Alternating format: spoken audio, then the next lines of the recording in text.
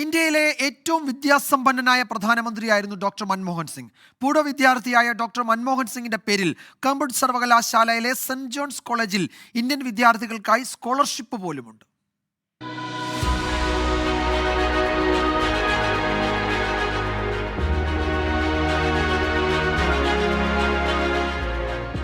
മകൻ ഡോക്ടറായി കാണണമെന്നായിരുന്നു അച്ഛൻ ഗുർമുഖ് സിംഗിന്റെയും അമൃത് കൗറിന്റെയും ആഗ്രഹം. ആഗ്രഹപൂർത്തീകരണത്തിനായി മകനെ അമൃത്സറിലെ ഖൽസ കോളേജിൽ 2 വർഷത്തെ പ്രീ മെഡിക്കൽ കോഴ്സിന് ചേർത്തുവെങ്കിലും മാസങ്ങൾക്കുള്ളിൽ മൻമോഹൻ സിംഗ് അതുപേക്ഷിച്ചു. തുടർന്നാണ് പഞ്ചാബിലെ അമൃത്സർ ഹിന്ദു കോളേജിൽ സാമ്പത്തിക ശാസ്ത്രത്തിന് ചേർന്നത്. പഠിച്ചു തുടങ്ങിയപ്പോൾ ഇതാണ് തന്റെ വഴിയെന്ന് തിരിച്ചറിഞ്ഞ മൻമോഹൻ സിംഗ് റാങ്കോടെയാണ് സാമ്പത്തിക ശാസ്ത്രത്തിൽ MA ബിരുദം നേടിയത്. പഠനകാലത്ത് ഡിബേറ്റിംഗ് ക്ലബ്ബിൽ സജീവമായിരുന്ന മൻമോഹൻ സിംഗ് കോളേജ് മാഗസീൻ എഡിറ്ററായും പ്രവർത്തിച്ചു.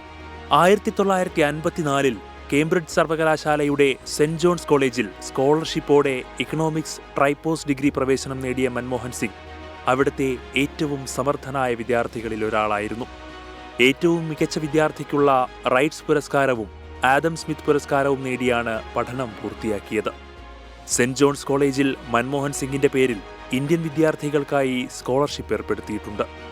കേംബ്രിഡ്ജിലെ പഠനശേഷം ഓക്സ്ഫോർഡ് സർവകലാശാലയിലെ നഫീൽഡ് കോളേജിൽ ഗവേഷണ വിദ്യാർത്ഥിയായ മൻമോഹൻ സിംഗ് അവിടെയും അതിസമർത്ഥനായ വിദ്യാർത്ഥിയായിരുന്നു. ഡോക്ടർ ഇയാൻ ലിറ്റിലിന്റെ മേൽനോട്ടത്തിൽ ഇന്ത്യയുടെ കയറ്റുമതി പ്രകടനവും സാധ്യതകളും എന്ന വിഷയത്തിലാണ് ഡോക്ടറേറ്റ് നേടിയത്.